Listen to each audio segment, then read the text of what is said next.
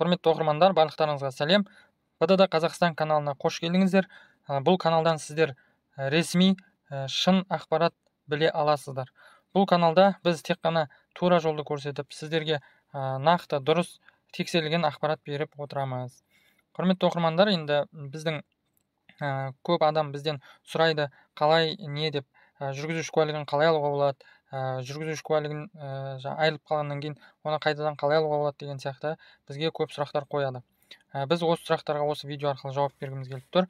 Сіздерге мен толық жүргізуші куәлігін алу процесі және оны алғанда да сіз қалай аласыз, оған қандай дайындықтар керек деген сияқты мен сіздерге толық ақпарат беріп өтейін.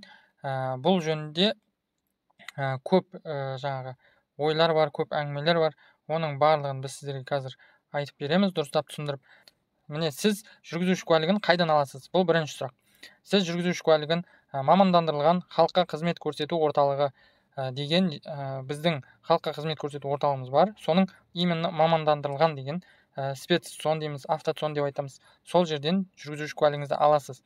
Басқа ешқандай жерден сіз ала алмайсыз жүргізуші куәлігіңізді. Түсіндіңіз ба? Автоцон, спецсон деген сол осы мамандандырылған халыққа қызмет көрсету орталығы. Орысша специализированный центр обслуживания населения дейді.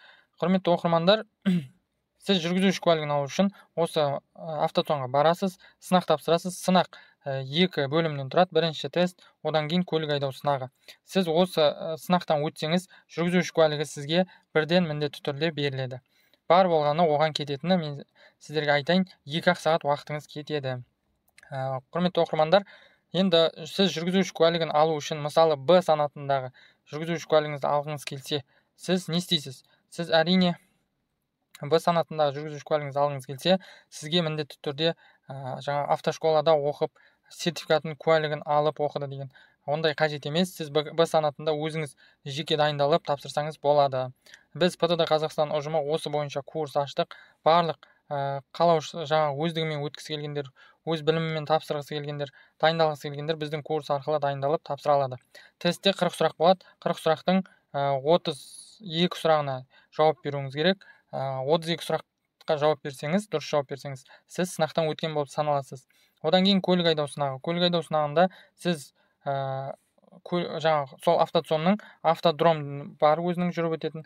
Сол автодромда сіз көлік айдап жүріп беруіңіз керек. Ережелерді белгіленген сол жерде ережелерді сақтап. Құрметті оқырмандар, міне жүргізуші куәлігін ал егер сіз БЦ1 санаттарын алғыңыз келсе, одан да жоғары санаттар алғыңыз келсе, ол кезде автошколада оқып куәлікпен барасыз. Автошкола 2,5-3 ай оқытады. Құрметті оқырмандар, осындай ақпаратты біліп жүріңіздер.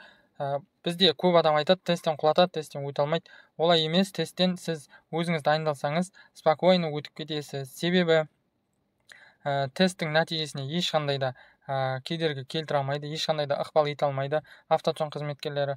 Ол тесттің нәтижесі прямой Нұр-Сұлтан қаласында базада тіркеледі. Прям сіз сол жерде тапсырып болған соң.